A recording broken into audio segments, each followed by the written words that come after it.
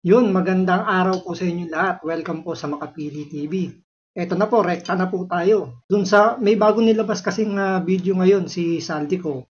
At kung dati ang sinasabi nila Ping Lacson puro hearsay lang yung sinasabi ni Saldico dahil ito nakausap lang daw, sabi daw ni ganito, sabi ni ganyan. Hindi daw direkta nakakausap ni Saldico si Bongbong Marcos regarding sa insertion. Pero ngayon dito sa bagong video ni Saldico, diretsahan sinabi niya, nakausap niya mismo si Bongbong Marcos regarding dun nga sa insertion. At ang ito pa nakakabahala. Yung tatay niya humingi ng insertion na 100 billion. Yung anak niya pala, pati si Sandro Marcos, humingi rin daw ng 50 billion na insertion. So garapalan talaga yung pangungurapsyon sa gobyerno. So ito panoorin po natin, siyempre bago ang lahat. Kung hindi ka pa nakasubscribe sa Makapili TV, baka naman pwedeng pakipindot po muna yung subscribe button at the same time. Palike na rin po ng video, wala naman pong bayad dyan. Kaya pindot na. So ito, panoorin po natin. Natin tong news na to. Ang lupit mo sa Personal manong nakausap ni dating Congressman Zaldico si Pangulong Bongbong Marcos kaugnay sa pagsisingit daw ng pondo sa 2025 personal budget. Ayan malinaw yan. Personal niya nang nakausap. Huwag na tayo magpaligoy-ligoy pa kasi si Lacson, sinasabi niya wala, lang niya ginamit si Marcos. Yung iba naman hearsay. Ngayon hindi, personal. Personal. Alam mo, Diyan nadali si Ping Lacson. Kaya yung taktika rito ni Saldico na pautay-utay yung video niya dahil nga ito, di ba? Sabi nga ni Ping Lacson, hearsay dahil hindi naman daw nakausap ng direkta. So dahil dun sa sinabi niya yun, napahiya ngayon si Ping Lacson at ngayon sinabi na mismo ni Saldico, nakausap niya mismo. So paano pa ngayon didepensa nito ni Ping Lacson? alam mo, antay kayo. Marami pa daw pasabog yan. Sa kanyang panibagong video, sinabi ni Ko na maski sa 2026 budget na tinatalakay pala ngayon, may pasingit din ang Pangulo. Idinawit na rin ni Ko ang anak ng Pangulo na si House Majority Leader Sandro Marcos na may mahigit 50 bilyong piso budget insertions umano mula 2023 hanggang 2025. Nakatutok si Tina Panganiban Perez. Budget. Sa panibagong video na inilabas ni dating House Appropriations Committee Chair Zaldico ngayong araw, sinasabi na niyang direkta niyang nakausap si Pangulong Bongbong Marcos tungkol sa umunay budget insertion sa 2025 budget. Nangyari raw yan nitong Marso. Si Yusek Jojo Cadiz ang nag-ayos ng aming meeting noong March 2025. Ayan, nag-meeting na sila. Ayan para ano? Sa 1201 Aguado Street, tapat ng Malacanang, Gate 4. Pero sa halip na kumalma ang Pangulo, lalos lang siyang nagalit. Nako po! Sa halip na itanggi o linawin niya ang tungkol sa 100 billion insertion, pinagsabihan niya kami ni dating Speaker Romualdez at sa akin mismo, diretsahan niyang sinabi, "Huwag mo akong pigilan sa mga insertions ko. Huwag ka nang makialam sa budget." Dahil sa mga binitawang salita sa akin ni BBM. Si BBM ang nagsabi nun. Isipin nyo, ano sinabi ni BBM? At sa akin mismo, diretsahan niyang sinabi, "Huwag mo akong pigilan sa mga insertions ko. Huwag ka nang makialam sa budget." Dahil sa mga binitawang salita sa akin ni BBM, naging malinaw sa akin na siya mismo ang nag-utos kila Secretary Mina Pangandaman at Yusek Adrian Bersamin na ipasok ang 100 billion pesos worth of projects. Yun. Bago raw ang pulong na ito, sumulat na rin daw siya kay Pangulong Marcos noong February 2025. Doon ko ipinaliwanag na ginagawa ko lang ang mga utos niya tungkol sa mga insertions na sinasabi niyang hindi na raw niya makilala. Ilalabas ko po ang sulat ko sa Pangulo kasama ng video ito. Maliban pa niya sa 100 billion pesos na mga proyektong pinasingit sa budget, may dagdag na hirit pa raw itong 50 billion pesos na halaga ng mga proyekto. Kinausap ako ni Yusek Jojo Cadiz at nagsabi may pinapa-insert ng mga projects ang Pangulo na worth 50 billion pesos. Grabe, oh. And sinabi ko kay Yusek Jojo na meron ng instruction kay Secretary Nina Pangandaman at Yusek Adrian Bersamin about the 100 billion pesos insertion. And sabi niya, kakausapin niya ang Pangulo na kung pwede, doon na lang i-charge ang gusto niya ng 50 billion pesos na insertion. Biruin nyo, bilyon ang pinag-uusapan, tahimik yung mga dilawan tsaka yung mga sympathizer ng NPA. Samantalang doon sa 125 million or 150 million na confidential and intelligence funds ni BP Sara, nagwawala sila. No? Billion through million, napakalayo ng diferensya pero tahimik sila at ayaw nilang isigaw yung Marcos resign. Bakit kaya? Insertion. Ngunit ang sagot ng Pangulo, humingi ka ng bago or dagdag na insertions. Grabe, no? Doon po nakita at naramdaman na hindi pwedeng sabihin ng Pangulo na wala siyang alam sa mga nangyayari. Kasi mismo siya ang nagbibigay ng utos. Sabi ni Ko, kahit sa panukalang 2020.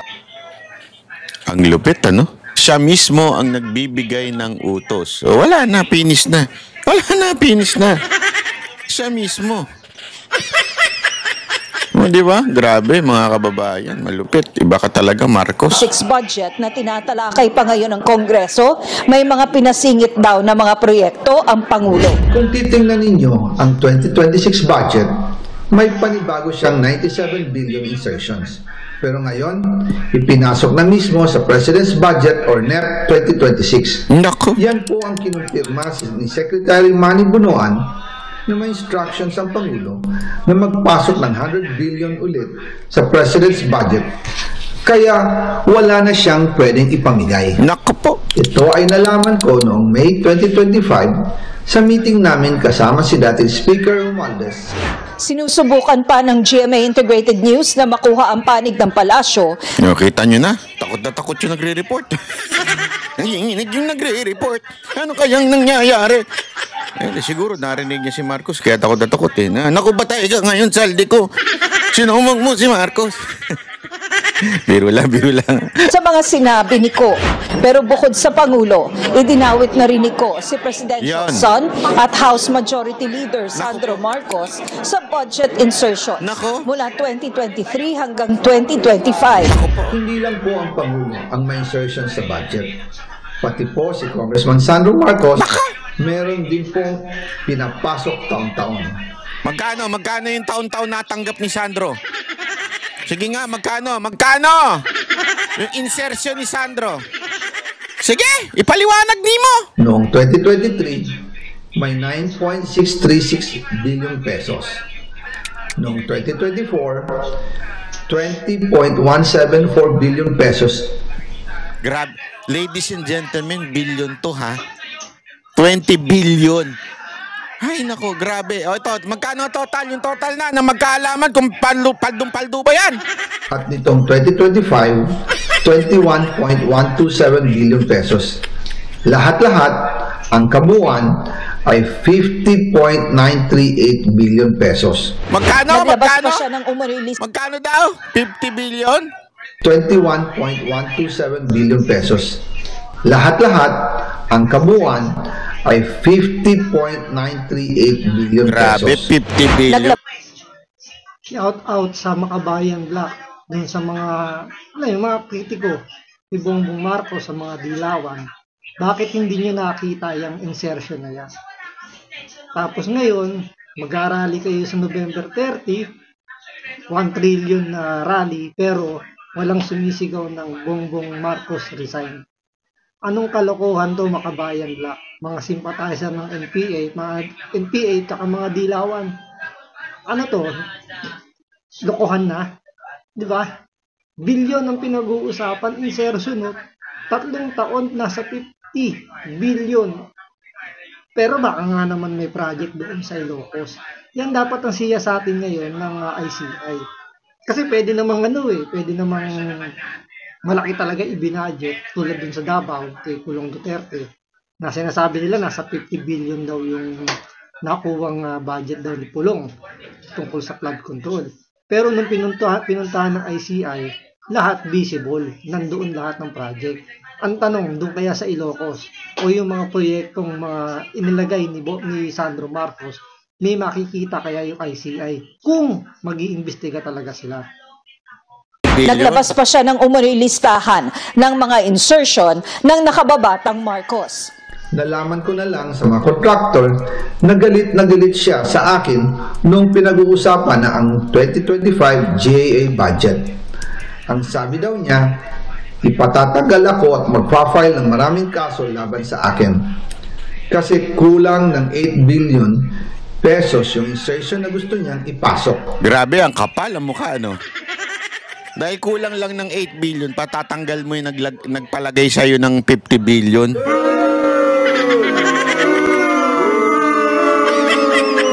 Grabe na. Ang dahilan daw, may mga contractor na nakapag-advance na sa kanya at dahil hindi na ipasok ang buong halaga, kailangan daw niyang magsauli sa mga yon. Sa isang statement, inakusahan ni Representative Ayun na. Ito yung sagot. Ha? Tingnan nyo kung anong klaseng sagot. Yung sagot ba ay may lohika? Yung sagot ba ay masasabi mong, oo nga, mali si Zaldico. Hindi, di ba? Para lang sa kaalaman ninyo. Ayon sa aking pagsusuri sa mga tiningnan ko, sinuri ko talaga yung research team ko. Meron na kasi akong hinire na research team eh. Oo.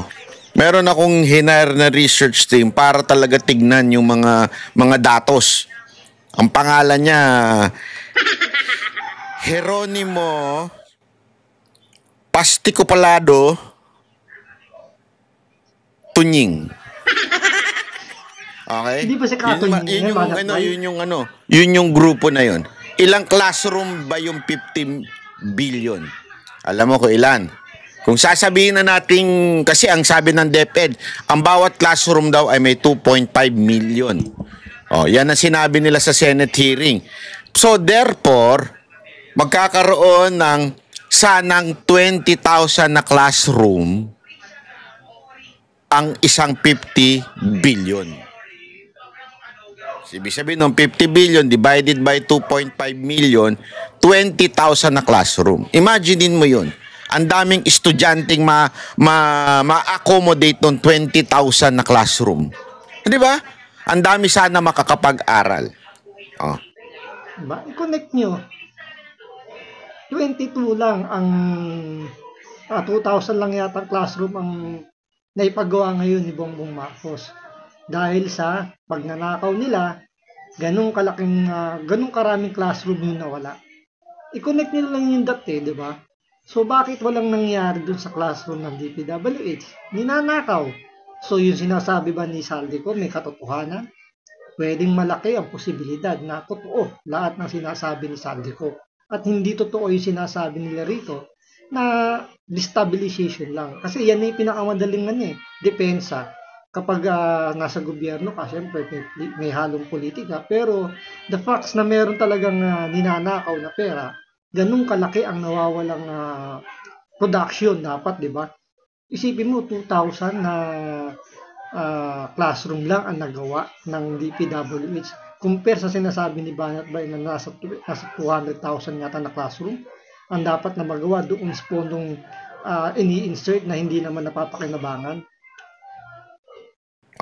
Sabi naman, eto yun kung ang 20,000 na bagong classroom at may 45 student, sabi ng DepEd dyan, yan ang kanilang ay magkakaroon ng mga estudyante na makakapag-aral ng 900,000 na estudyante.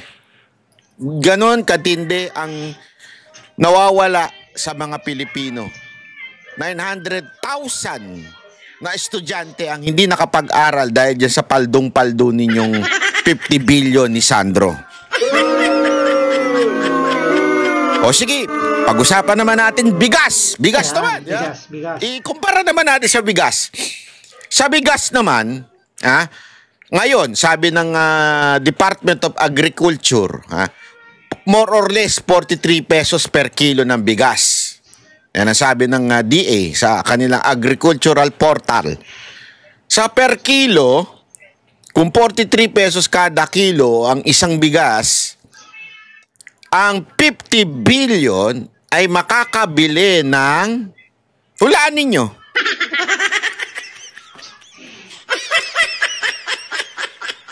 $1,162,790,698 kilos.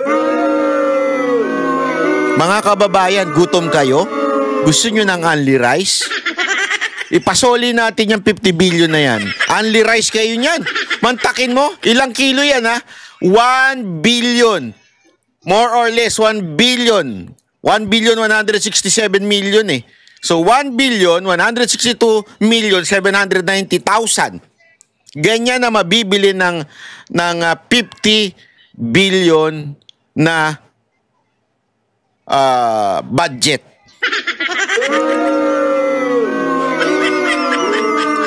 Grabe, no?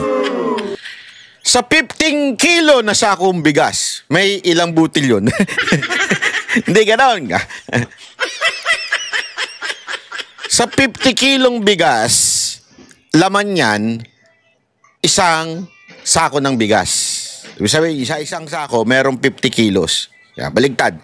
Sa isang sako ng bigas, yung binubuhat ni Jay, yung nakita yung kilikili niya.